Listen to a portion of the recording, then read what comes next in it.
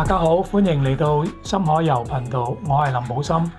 今日咧同大家介紹下咧幾個繩結嘅特性。呢對航海咧非常好用嘅繩結嚟嘅。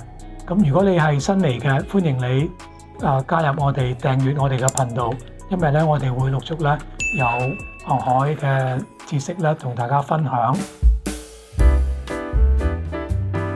我哋使用嘅繩咧就已經係甚少係用天然嘅纖維做㗎啦，往往都係咧人工做嘅纖維，譬如話尼龍啊等等。我哋現代嘅繩咧，嗰個力度咧係非常之好嘅，即係話咧，你睇佢有一條繩咧，係閒地可以承受咧幾百公斤嘅。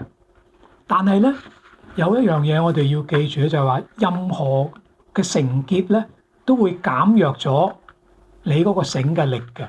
就算係最好嘅繩結咧，一旦用上嘅時候咧就會起碼咧減咗閒地減咗20%幾佢個拉力㗎啦。有啲繩咧佢嘅設計咧，譬如你話係攀山用嘅繩，咁佢咧就係要喺你跌嘅時候咧吸收嗰個衝撞力嘅，令到你咧個內臟唔好受傷。咁於是咧話佢個伸延性咧就係比較好嘅。但係相反嚟講咧，喺船度咧，譬如我哋要而家呢個係愛嚟起帆嘅繩，我哋就唔想佢好似條彈弓咁樣越掹越長喎。即係我哋想佢咧係少或者係甚少彈性嘅。呢啲因素咧都係咧現代嘅繩咧可以控制到嘅。咁佢嘅唔好處係乜嘢咧？就係佢唔可以咧曬得太耐。紫外光咧係會對佢造成破壞嘅。第二咧，佢唔適宜咧，你俾佢接觸一啲化學劑啦，例如咧強鹼、強酸、漂白水之類，因為咧破壞咗個繩咧，你表面上係睇唔到噶嘛，你繼續用嘅時候咧就危險啦。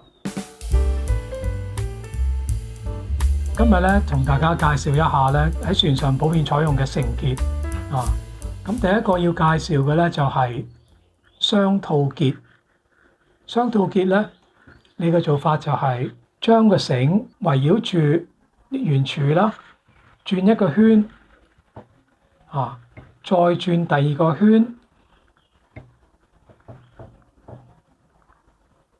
拉緊繩尾咧，繩端咧唔好太短，拉實佢就完成啦。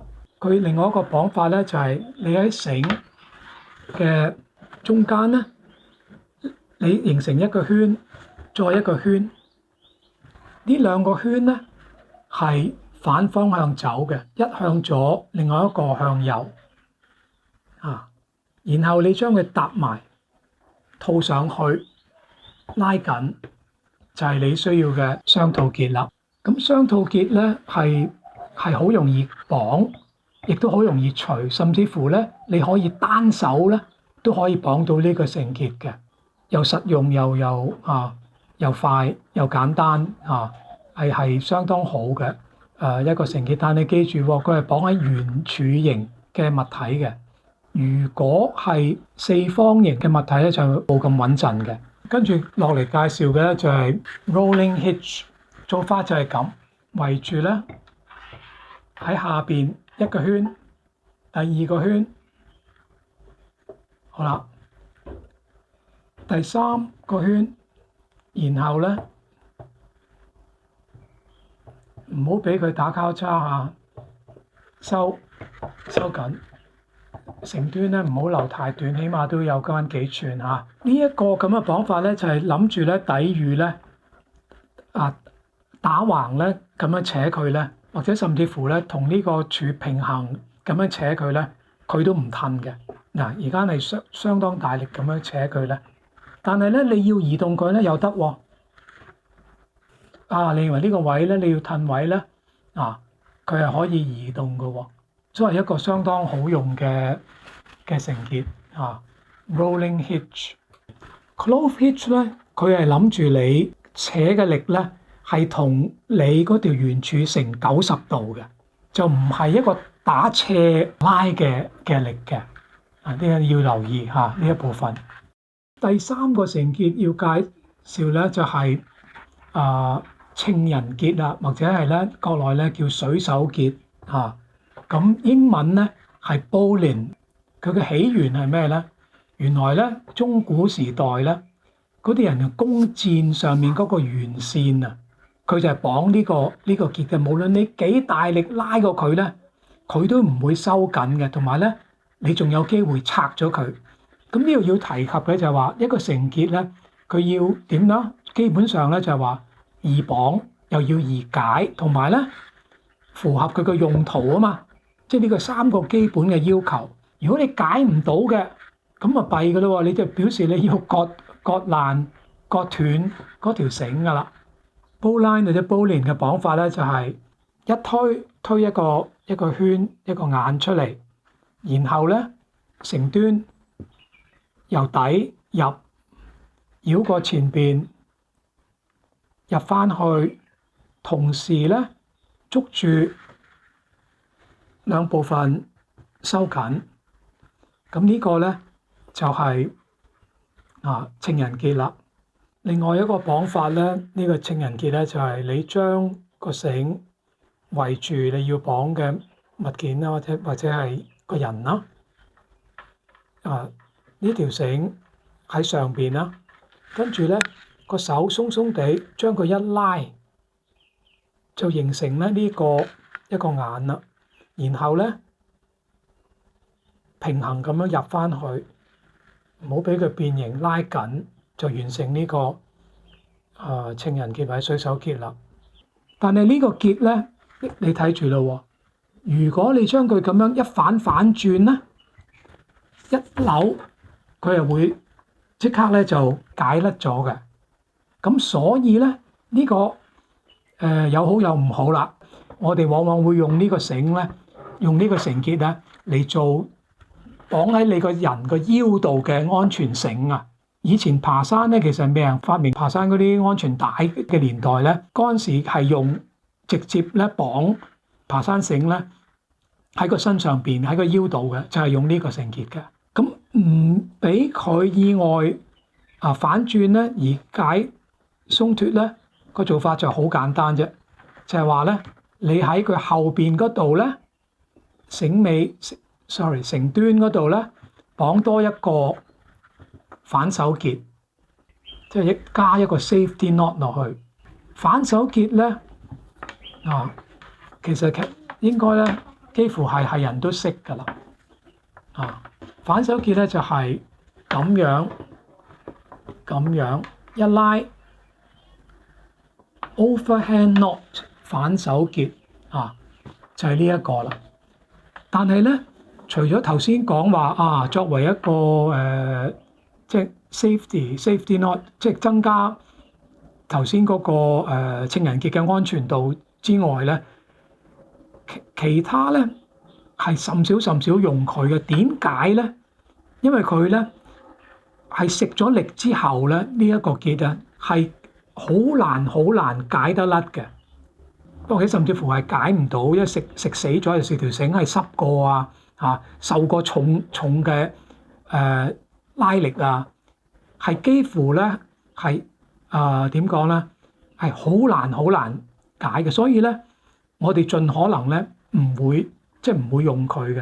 而咧會用乜嘢咧？咁我哋咧就好簡單，原來咧轉多半個圈，我哋就用呢個咧八字結咧，就算你係好大力好辣咁拉過咧，佢都好容易咧就能夠再解得甩嘅。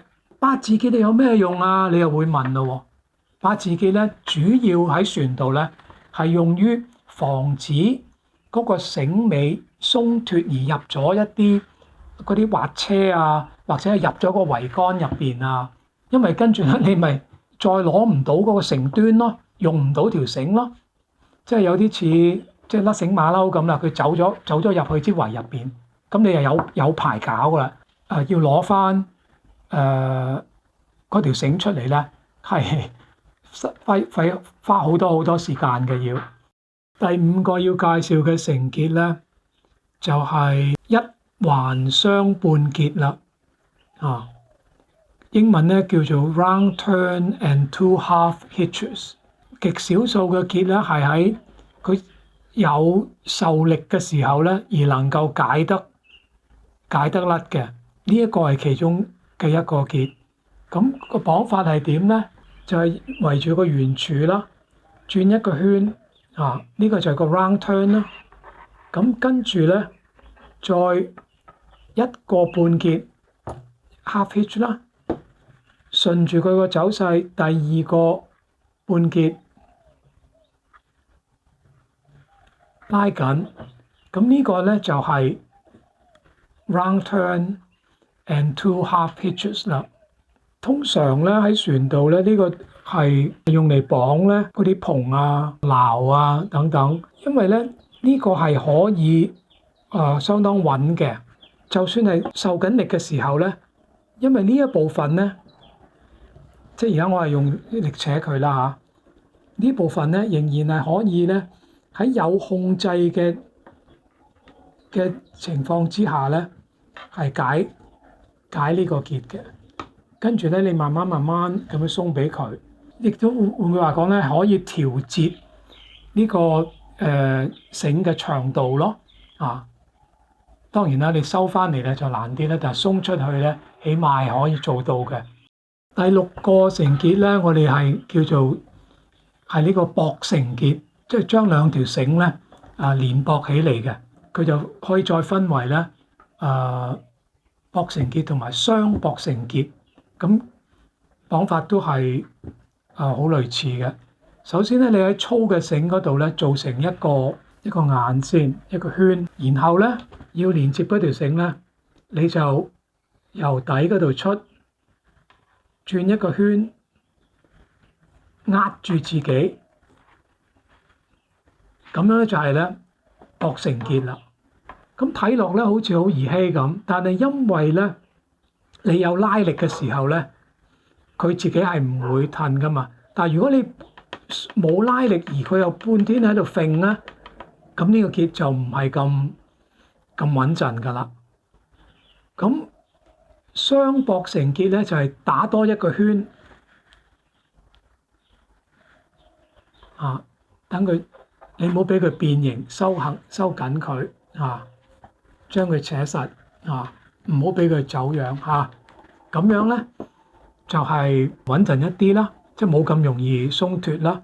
粗嗰條繩咧，往往人哋如果係譬如一隻好大嘅船埋嚟拖你，佢揼一條繩俾你係1、2寸粗嘅，咁你要喺佢上面打個結咧係好難。但係你如果要形成一個圈咧，係相對係容易啊嘛。咁你咪整一個圈，將右嗰條繩咧，你自己船度嘅繩綁呢一個雙駁繩結咯。只要佢一路係受住力咧，佢係唔會鬆脱嘅。咁我哋總結一下今日介紹嘅六個繩結啦。咁繩結咧，我哋關鍵係要易綁又容易解，因為始終有一日你要解翻嗰個繩結噶嘛，同埋咧，係適合佢嘅用途上嘅要求。希望咧，我哋介紹嘅繩結咧，都係對你有幫助啦。歡迎你訂閱我哋嘅頻道。如果你係有任何意見嘅話咧，請你留言俾我哋啦。咁多謝大家觀看。